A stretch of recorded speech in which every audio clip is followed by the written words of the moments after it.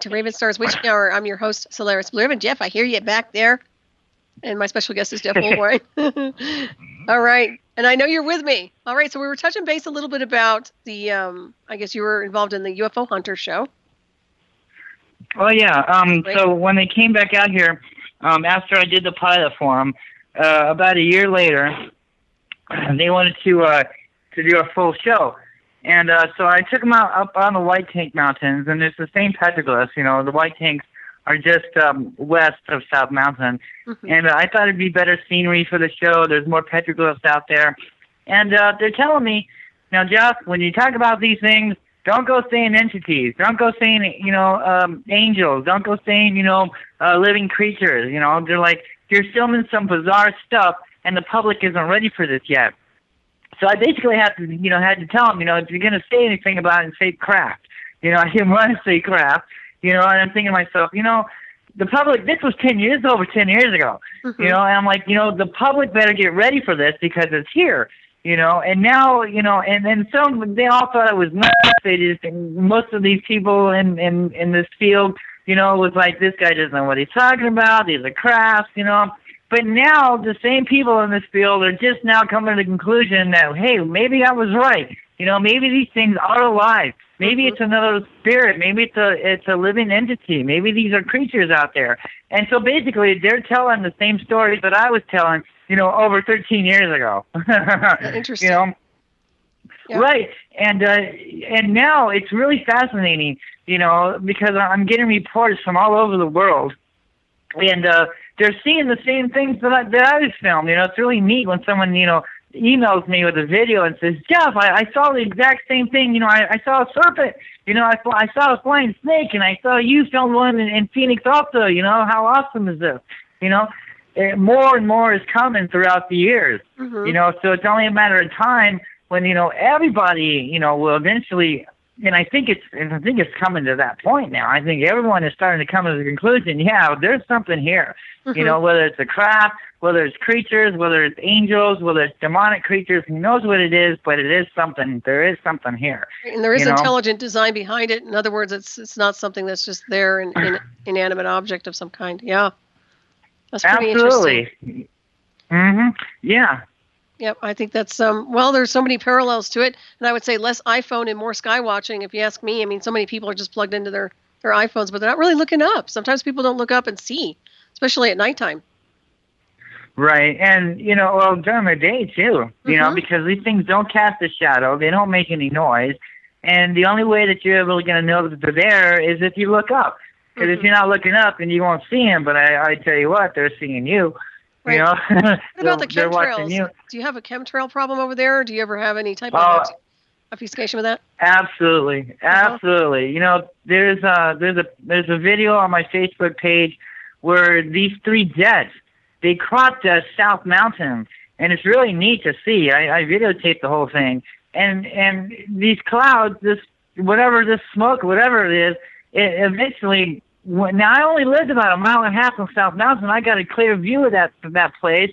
But when they were done, and about 20 minutes to a half an hour later, all that stuff settled around South Mountain, and I couldn't even see the mountain. It was so thick. Mm-hmm. It was crazy. Yeah. But I have seen these creatures go up next to these chemtrails and actually imitate them. This worm came up next to this jet chemtrail. You can find that on Easter Sunday Passover because it happened on Easter Sunday, and that creature did pass over our head, so I call it Easter Sunday Passover. And that video there, you can actually see this white worm, extend himself and to try to imitate the chemtrail, the contrail or whatever. So it's really fascinating. Yeah, it's wild. I want to say that they're not astral parasites, but it's interesting. There's so many different kinds of entities, whatever you want to call them. There's so many different things in multidimensional space. So it's I think we should really pursue more and more of this. I'm really glad you brought it to everybody's attention, because I do see a lot of people not really paying attention as far as how to define things. But I have heard, and also somebody else was mentioning how they look like living type of organisms or something. So once again, I think they're going by your lead, and it usually takes somebody like you to forge the way, and then other people start to, move on along in the same alignment. So it's very interesting. Yeah, that's awesome. It's not going to be the government letting people know that UFOs are here. It's going to be the skywatchers. It's going to be the investigators like myself and other people around the world going out there and investigating it for themselves, because they've seen something. They're not buying what the top officials are telling them, and they actually have the tracked mind to go out there and check it out, and that's basically how this information is going to come out. And hopefully this disinformation will go away, because there'll be enough of us that will say, no, that's not flares, that's not balloons, okay? That's not, space junk or whatever. It's not SETI or something like that, it's something, And also the purpose behind it. I think the biggest thing is you have to really decode and ask, why is this, why is it there? What is it doing there? What's the purpose behind it? So that's a big deal. But there is so much deception too, man. It's unbelievable right now. Yeah, and they're really trying to suppress this knowledge. These high officials, they don't really want people. In some countries, it's illegal. It's illegal to make contact with these creatures. You actually go to jail. Well, actually, here they'll screw with you. National security likes to get involved, and I don't know if it's really them or another division, but yeah, you've heard of the Men in Black, and yeah, if you're a contactee or anything like that, they'll come tracking you. There's no doubt about it. Yeah, you're threatened. There's no doubt. Yeah, even to this day, I still have white airplanes and black helicopters flying around my house, and they still know what I'm doing, and they still watch me up on the mountain, and then sometimes I'll be up on the mountain, and then there'll be this white Bronco with tinted windows, parked next to my bike, and it's like, what the hell are you guys doing? I got photos and video of that guy. Make sure you get his license plate in his face, post his ass on Facebook, excuse my French. I was too high up on the mountain, but I will next time, right? Yeah. But that's what I do. You know what? It's really at the point now when people start, whether they're doing their job or not, it's at the point now where people are tracking you for whatever reason. Take their picture, take their license plate, take their vehicle, whatever. Just get documentation as best you can, because you don't know who these people are and who they're contracted with. Bottom line. Yeah, and you know what? It's like I'm well known, now for my research, and these helicopters and airplanes and white Broncos, they just sit there and monitor. They first they're watching the UFOs, now they watch the UFOs and the people who are watching the UFOs. But that's about as far as it gets. That's good. You hear these crazy stories where they come in and they take your laptop or they take all your information. Well, sure they're going to do that if you're going there to check out Area 51. Sure, they're going to come in and mess with you. But as long as you're minding your own business, you're not breaking any laws, and you're just going out there and filming these things, it's not against the law. There's nothing wrong with that. Everything's cool. So don't be afraid. Don't be afraid of these guys, but be aware that, you're not the only one watching, that somebody else is watching it too. Yeah. And that's a real eye opener, because then that just verifies it. It just verifies everything that's true. And then plus, if they do come in and mess with you, then that just proves that you're onto something. So it's better left unsaid, untold, unmessed with. Just sit and watch and see how close you get. Whenever he gets taken away, that's the time to go hide in your shelters. So basically, they're waiting for me to get raptured up. And then they'll know that it's time. You know what I mean? You disappear, Jeff. We'll come look for you. Okay. That's it. Yeah. I'm up there with the UFOs, I guess. Are you the lab rat for them? No, I'm just kidding you. Yeah, I guess so. But I encourage people to go out there. If you see something in the sky, just don't blow it off. Film it, document it. See, because they come in a pattern. Most of the times, they come on the same time, the same dates. They're following the energy. They're following the sun rotation. The Hohokam Indians they were sky watchers also. They tracked the sun. It's my opinion that when the sun gets because all these mountains were created by fault lines around the valley here. And when the sun gets in the right position, aligns with these fault lines, it creates an energy effect, and it attracts these UFOs. And so the UFOs go into the mountain, go into the underworld there to absorb the energy.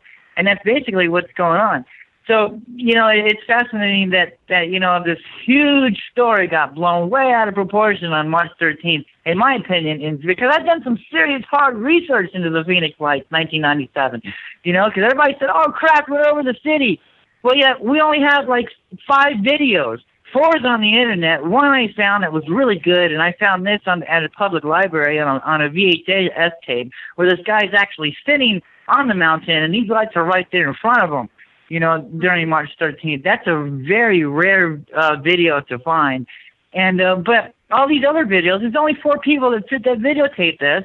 And where are all these lights? The lights are hanging around the mountains. They're on the west side of South Mountain, between the South Mountain and the Australia Mountains. Now, Australia in Spanish means star. Star Mountain. Isn't that interesting? Yeah. So basically what the Phoenix Lights did is they performed a link between the 2 mountains there in that open valley.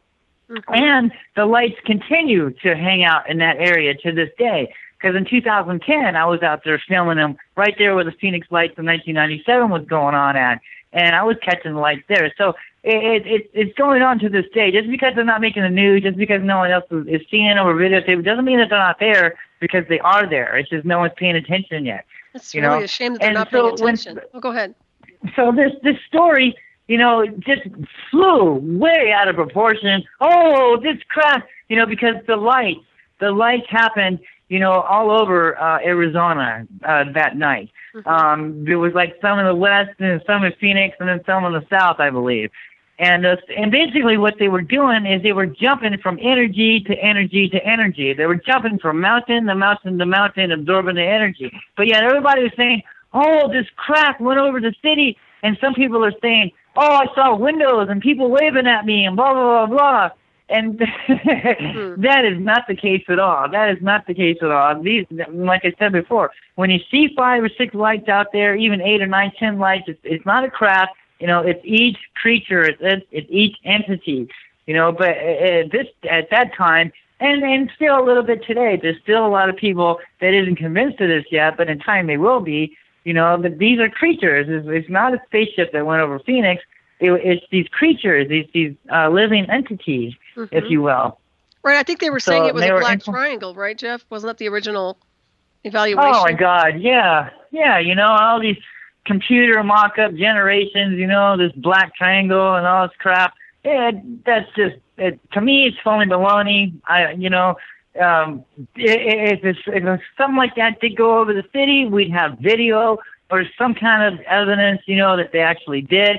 The only videos, like I said, there's only like 4 or 5 videos out there, mm-hmm. From 4 or 5 different witnesses. But yet thousands of people saw them, but yet there's only 4 videos, so a lot of these people are saying, oh yeah, I saw the lights. Where's the news camera? They just want to get the name out there. Oh, I saw the lights. I knew it was a spaceship. Can I be on the news?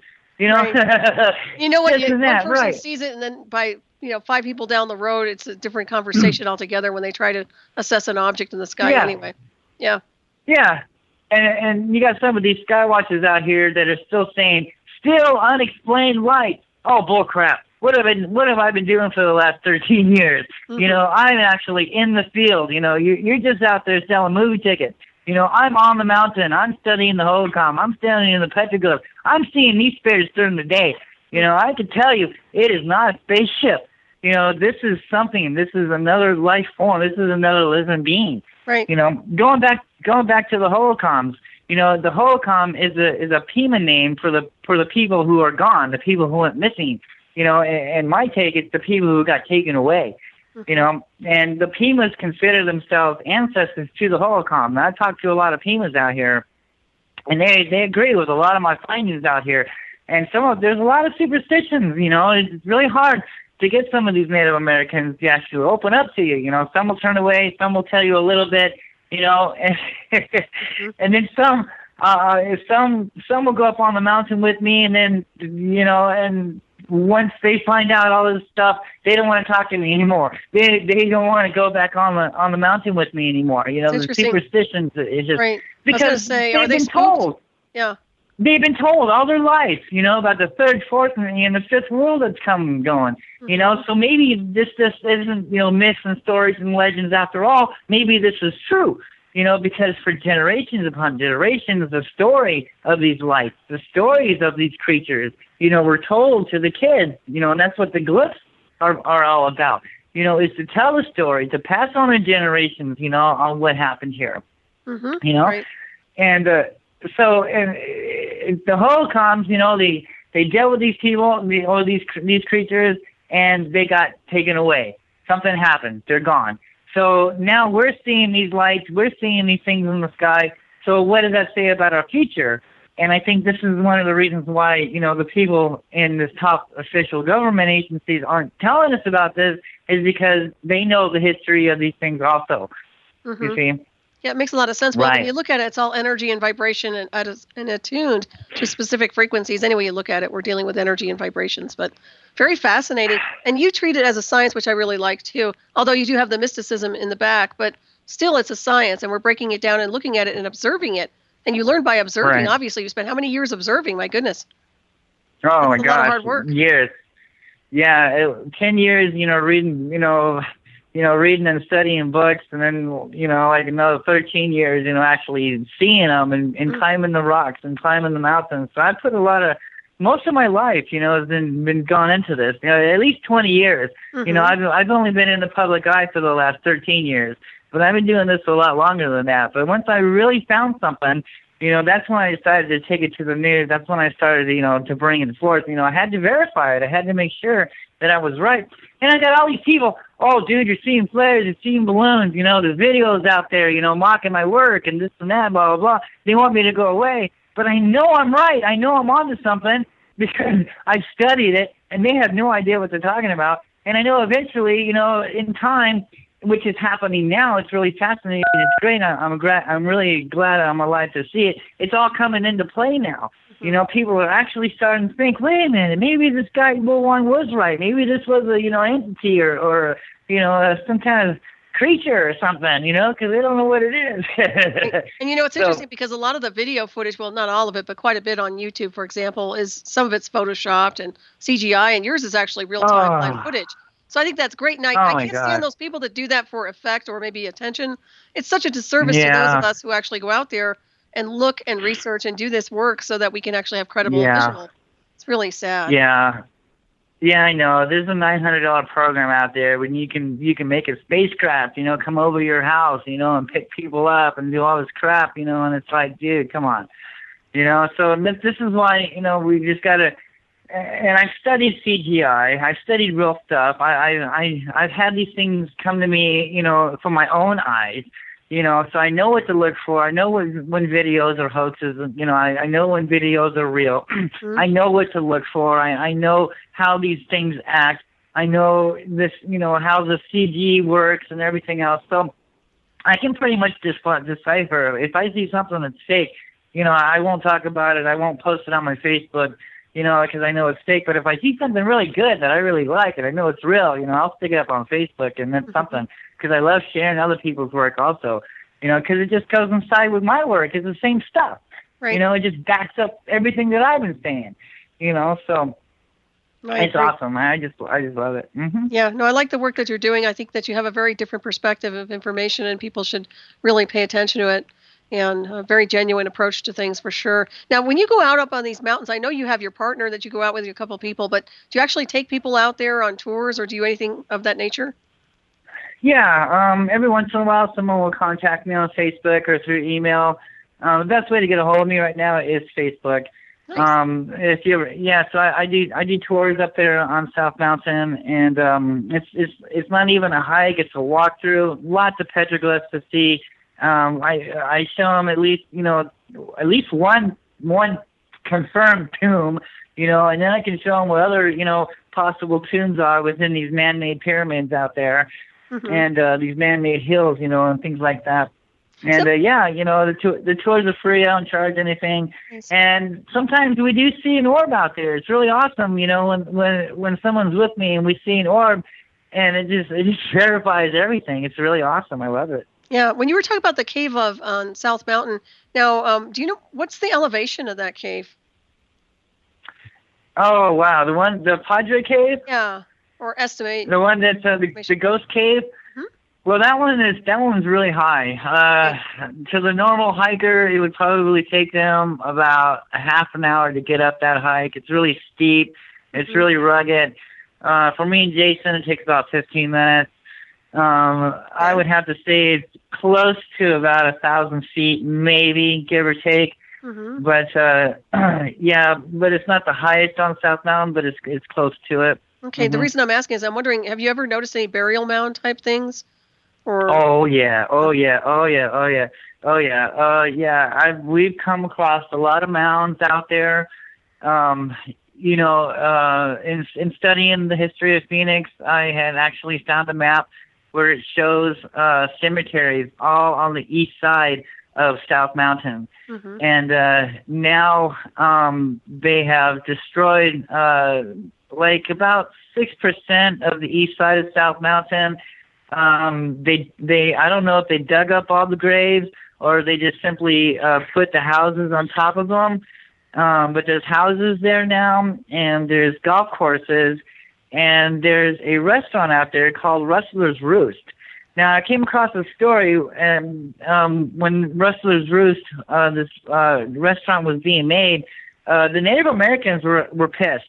They were mad. They were mad as hell, and they were protesting. You know, the construction workers were picket signs out there, you know, cursing everybody. You know, curse who lives on here. You know, death becomes these construction workers, and death becomes whoever lives on our sacred ground. You know, because this was all cemeteries there. You know, but yet they went ahead and they did it anyway. But I have found some other maps where it does. There are cemeteries out there on top of South Mountain, and you know, there's this one spot where the Spanish was here, and there was a story here, and there was like about 400 Spaniards here, and they had a bunch of coins and stuff. And the Indians ambushed them one night, and for 3 days a battle went on. The Indians went up on top of the hills out there, and they were shooting their arrows up into the sky and landed in the Spanish camp there. And at first the Indians killed off the horses so they couldn't get away. And for 3 days and 3 nights the battle went on, and the Spanish didn't survive. And the Indians basically they left everything there because now they don't go back down into there because that's a cursed place now. It's the land of the dead now, so it's very superstitious, you know. And when Jason and I went out there, yeah, we found some mounds. Yeah, Nice. yeah, it's clearly somebody's buried out there, right? Sounds like a very interesting place to just go and kind of scan, energetically speaking. You know. For an intuitive, anyway. Yeah, it's really neat. You know, there's a lot of hikers out there. There's a lot of runners, a lot of people out there exercising, you know, and they just have no idea. They have no idea the history that they're stamping on. Isn't that you know, they have no Yeah. idea that this is holy ground. You know, really, we should be taking our shoes off. You know, this is a sacred mountain. You know, this is a holy mountain. You know, Yep. it's Yeah. sacred. I agree. They say walk gently on the earth. You know, I don't think that happens at all anymore. But there was a time when people did respect the land and they respected that which was buried there or whatever is considered sacred. Seems like that's been forgotten. It's very sad. I've had people, you know, talking to me, oh, I've been up on South Mountain so many times, I had no idea there was petroglyphs up there. You know? Well, they just don't see them. Are they pretty much hidden, Jeff? I mean, are they hard to find? Oh, no. You know, I mean, it's just, some of them are right there next to the road. You know, you can't miss them. When the CCC was here, the Civil Conservation Corps, back in the early 30s, right before World War II, during the Depression, through President Roosevelt New Deal, the CCC camp was out here for 2 years. And they basically not only did they build ramadas and park benches and park things like that for the family, they also was destroying petroglyphs. And there was this one huge panel that was sticking out on the face, facing the city of Phoenix, right off Essential there, right off the main road. And I wish I could find a photograph of what was there at one time. But they dynamited all these rocks. They dynamited, you know, they blew them up. you know, and it's like, why pick on that rock when you're not picking on this rock? You know, but when you go and study it, you'll see, you know, just the petroglyphs, you know, that they devastated. So they're basically, you know, they were destroying the story there. They're destroying the history. And I think basically what in their mind, what they were trying to do is they were trying to make it a family park. And sacrifice and spirits taking people up into the sky just didn't fit in with the family atmosphere. So they had to destroy it somehow. They had to blow it up. Yeah, but there's still an imprint, though. I mean, even if they destroy it, there's still a signature. Oh, yeah. Even really high up on the mountain, I see devastated rock. You know, and it's like, why? You know, why would no one comes up here? You know, and people who are up here, you know, are serious hikers, you know, are you know, experienced hikers, you know, and no one's going to come up here, you know, to just, you know, why? Why did you blow this up for? You know, there's got to be a reason. And I think once you study the petroglyphs, once you interpret them, they tell you, they show you where the tombs are. You know, the coyotes and the deers. All right, they're very significant. Their face. When you look at the rock art, you not only you're supposed to look at the rock art, but the whole landscape, the whole area that the rock art is sitting on, because that's what the artist is trying to tell you. It's not graffiti. It's not just like this little, you know, whatever, this little drawing. No, he's telling a story.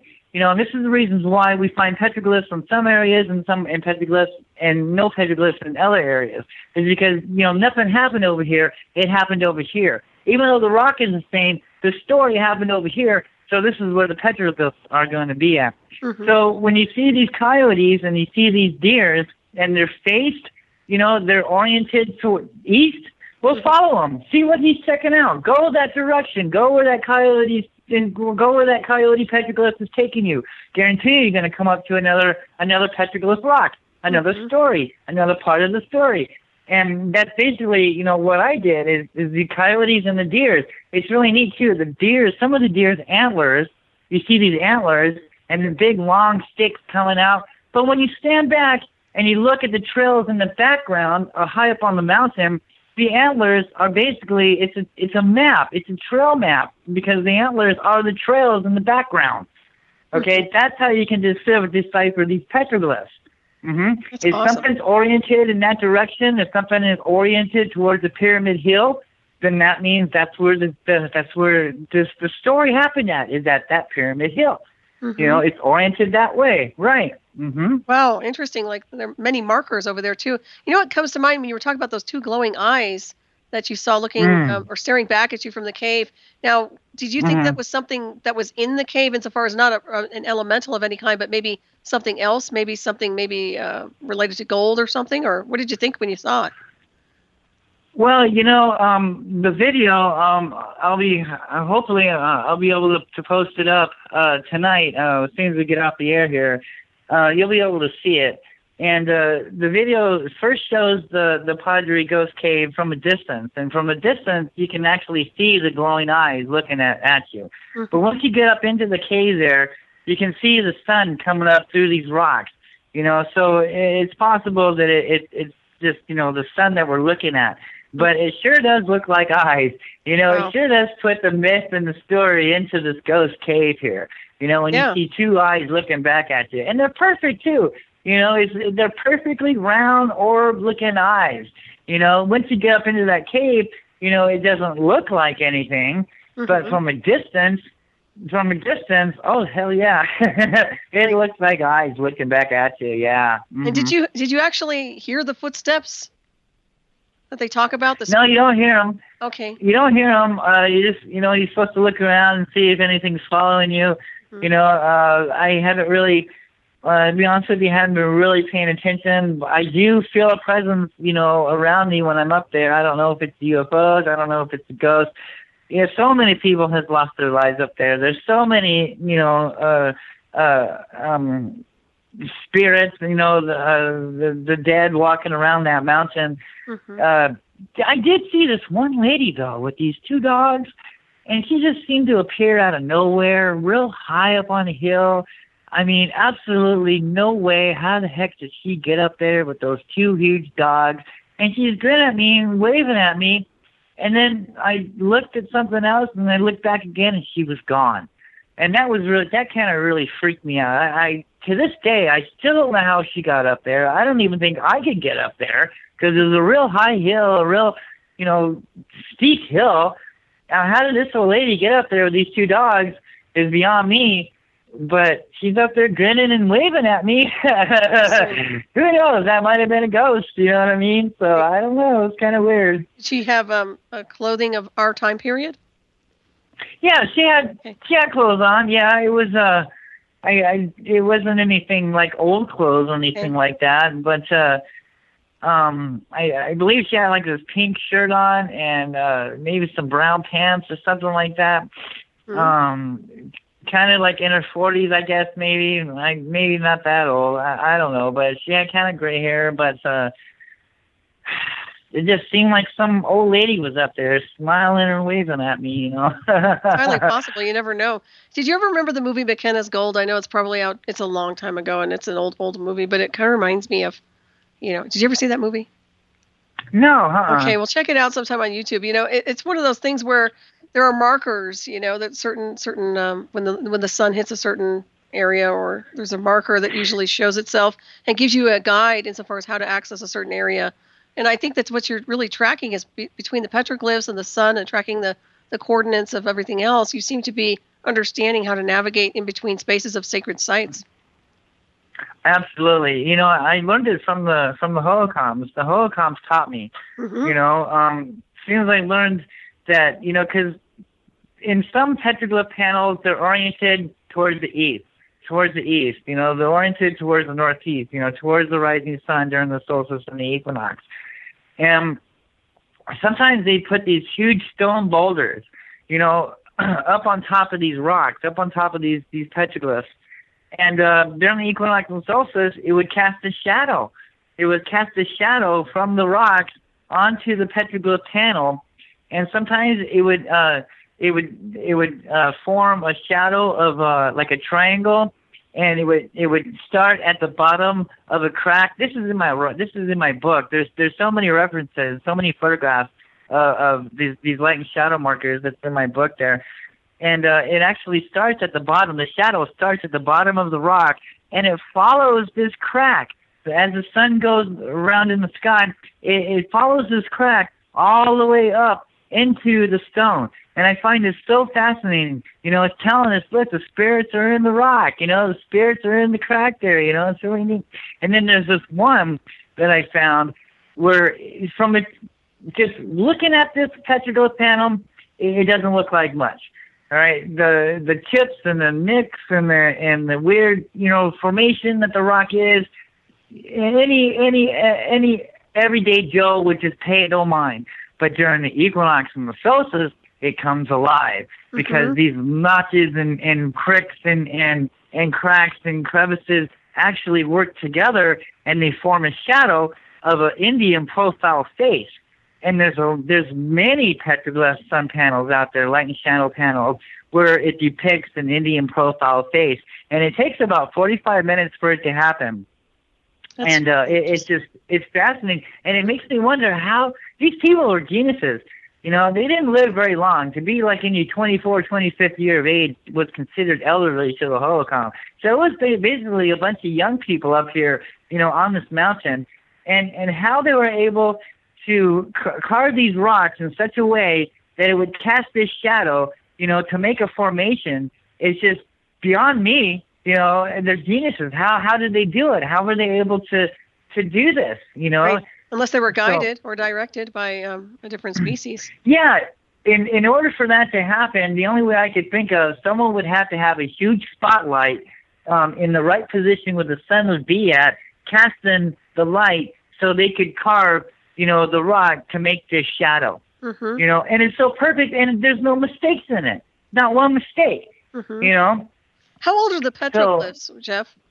Oh my gosh, it's you can't really carbon date them, okay. But it's, some of these glyphs out here, they're like tattoos. Okay, when you first get a tattoo, the line is really skinny, but over time they get thick. So when you see a real thick carving of a petroglyph, that's been there a long time. It's been there a while. And we can carbon date, the pottery shards. We can carbon date, some of the other things that are found around there, some of the jewelry, some of the artifacts, things like this. And that's what generally gives the archaeologist a basic idea when they were here, between 900 and about 1200 AD, And then sometimes some of them are even older. Some of them are older, before the time of Christ, And those are really, really faint, really hard to see. But especially, the pottery shards. The pottery shards out here are just so fascinating, and you can really tell on how old they are. And this mountain, just wasn't worshipped by the Hohokam. There were people from miles around that would come for worship and trade here. This was a main, intersection for people for all around, for miles, hundreds of miles around. People would come to this mountain for trade and worship. And because some of the pottery shards, just the dirt doesn't match South Mountain at all. The dirt these pots came from somewhere else. And that's one of the ways that you can tell, that there were other travelers here. There were other people here at this mountain, Yeah, there's something really powerful about Arizona in general. This is a holy mountain, and everybody from, around the world knew about this mountain, so. Yeah, it's pretty interesting. Well, I'm glad you're doing all the kind of excavation over there and investigations. I'd be doing that too if I lived close by. That's pretty interesting.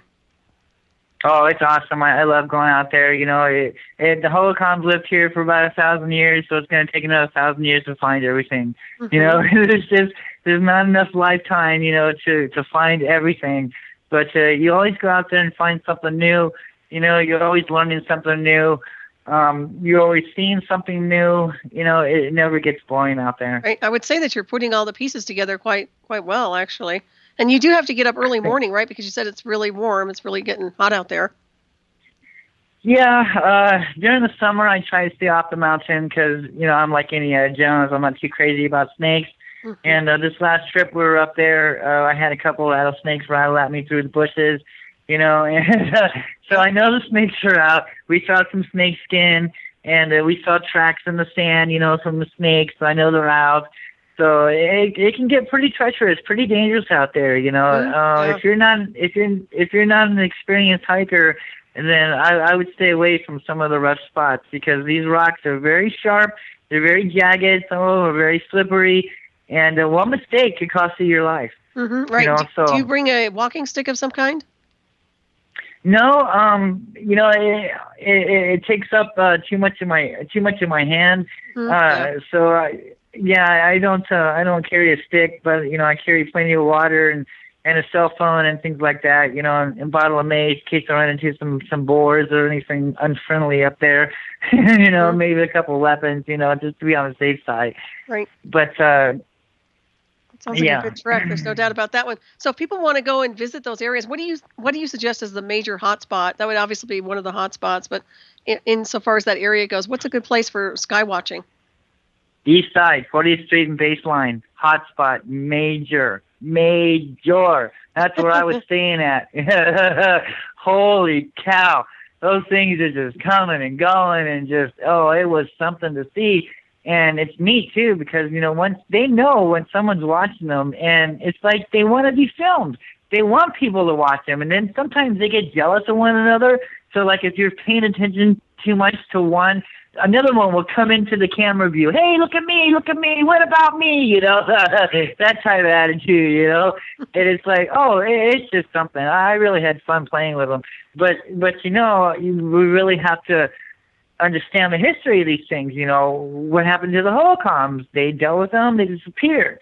So I don't really think, because some of the Indians, they tell me, dude, you shouldn't be messing with these creatures. You shouldn't be messing with these things, man. They're no good, and they're not. Basically, it's not. This is the reason why the government isn't talking about this, is because of their history.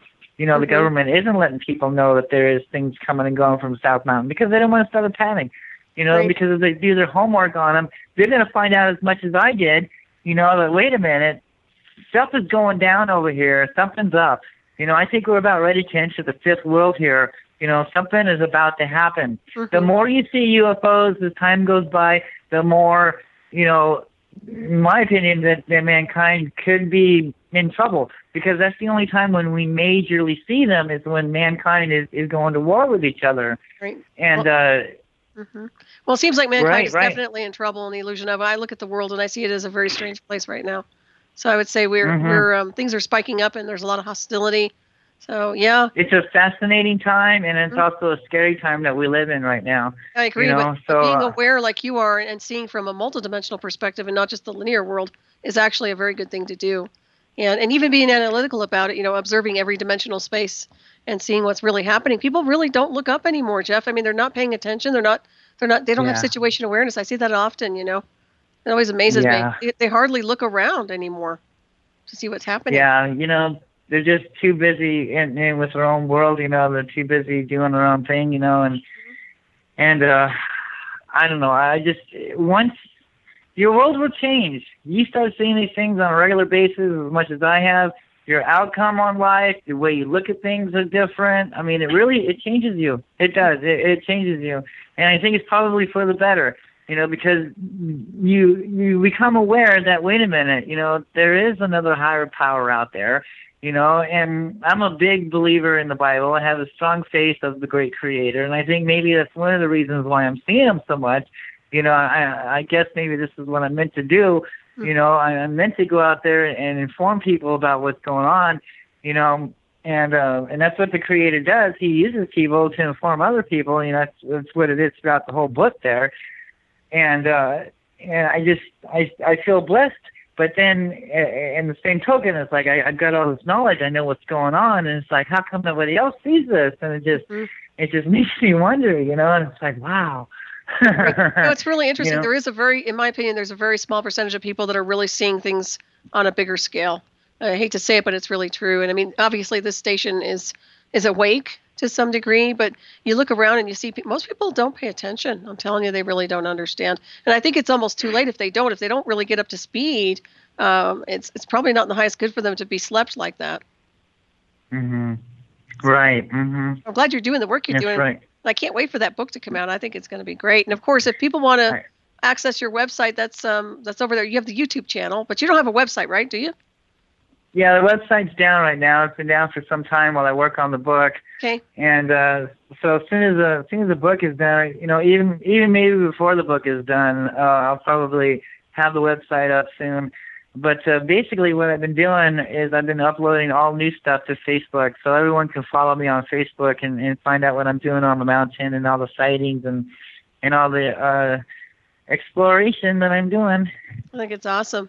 So do you use night vision? Do you ever go up at night? It sounds like you just do daytime, right?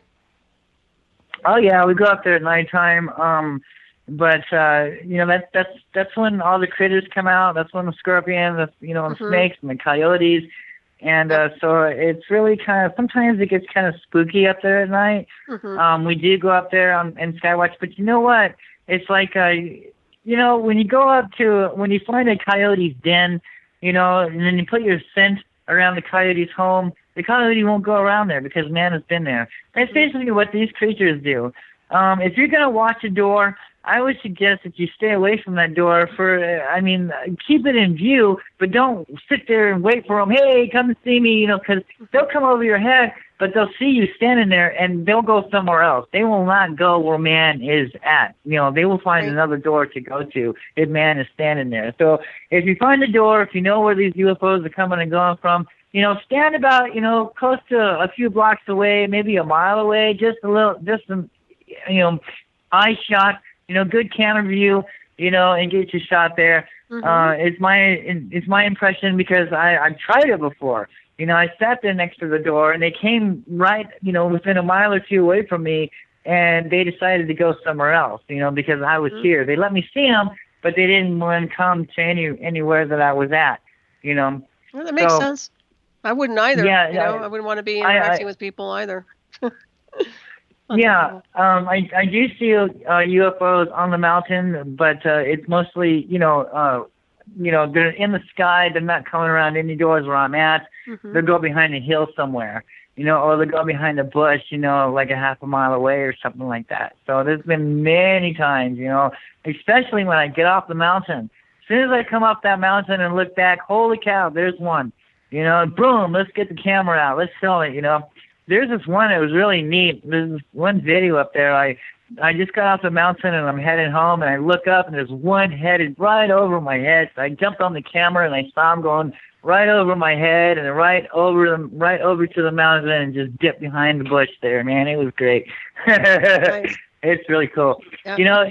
If you go out there and if you go to their house, if you go acknowledge these things, if you acknowledge that they're real, you go up there and you talk to them. Sometimes I sing to them. Music has a lot to do with it. I have a little flute and I go up there I like to play with. If you talk to them, if you acknowledge them, they'll see you. They'll come and see you. Either that day or maybe a day or two later, or sometimes, most of the time, as soon as you get off that mountain, that's when I mostly see them, is when I just come off the mountain and I'm about a block away, or I'm right there at the base. Then that's when they start to come around. That's like the best times to see them, Right. And when you were up there, you don't really see a lot of other people up there, do you? A lot of what? Do you see anybody else up there when you guys are up there? I mean, other people walking around? Oh, sure. Yeah, there's hikers and there's people, looking at the scenery. There's couples up there, just enjoying, the view. So but no, okay.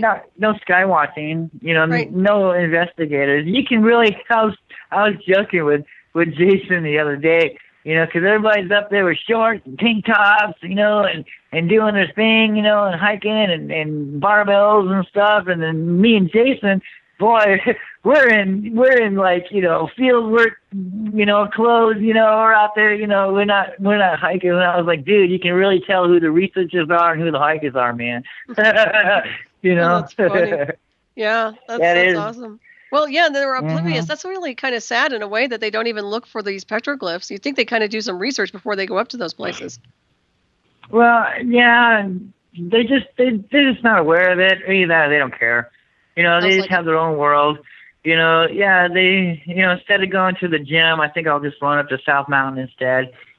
Things like that. They're just not aware because it's not really talked about. If it wasn't for us skywatchers making the news and informing people, and doing awesome radio shows like yours, people would not be aware of what's going on. I agree. So they don't hear about it, and that's one of the reasons I really appreciate what you're doing, Jeff, because they need to know about this stuff. It's so important.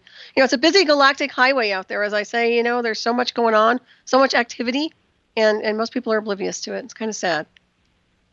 Yeah. But when they do see it, for themselves, some of them are like, oh, what is that? And then some of them just walk away. They turn their head and they don't want to deal with it. I was with my girlfriend one time, and oh my God, her house. Holy, I don't know what it was. Maybe there was a holocron dwelling that was sitting there at one time or something. But, these UFOs would just gather over the house, man, and I was getting awesome shots. I just sit out in the backyard and wait. Holy cow, here comes one, Just neat-looking things, these barbells flipping around in the sky and orbs and serpents and things. And holy cow, man, it was a really a hot spot. And I opened her eyes up to them. She started seeing them along with me. And one time, there was like one orb up in the sky, and then all of a sudden, another orb, and another orb, and another orb, and another orb, and they just came and just started. There were so many, and they started to look like stars in the sky. And this is broad daylight. And these were my son counted like 75 that day, I believe it was, anywhere from 50 to 75 orbs just over the house. And I ran in and I grabbed Michelle and I was like, "You gotta come see this! Gotta come see this!" So she came running out, and we started filming them, and we started talking about them. And it's really neat because, it's like some of them were orbs, and then like two of them were like flying serpents, and they were flying in formation, and some of them were staying still. Some of them would be in a triangle formation, but these other two were like serpents. And then I don't know what happened. There were so many of them. I mean, you just looked in the sky. It wasn't hard to miss one because there were so many up there. She just ran back in the house. And I'm like, where are you going? Where are you going? This is something you got to get back out there and see. I don't know what it is, Jeff. I don't know what it is. And she didn't want to talk about it. So I was like, okay. So I ran back outside and started filming them again. And it was neat because then once I got back out there, they all positioned themselves. They all made a line toward the sun, and they headed off towards the sun and disappeared. Holy cow, it was something. It was so neat. I got that on Facebook and YouTube also. Yeah, people need to check that out. They need to look at your stuff. I know Heather made a point in the chat here. I think she said you did an awesome video on Hunt's Tomb Pyramid on a mountain. Is that right? Oh, which tomb? Is it Hunt's Tomb? Was that the one? Does that ring a bell? I don't know. Heather can text or something. But she put a note in the chat. I wasn't sure. I'm pretty sure she was referring to that, but I don't know if that rings a bell. Let me know. But yeah, that's all very fascinating. I'll tell you what. But the vibe you get, the overall vibe you're getting when you're out there, is really not a negative vibe. It's more of a positive, right? Yeah. I'm not getting any negative. I'm not getting any negative things. I'm not getting any positive things either. I'm not feeling anything. I just happen to know. I sense them.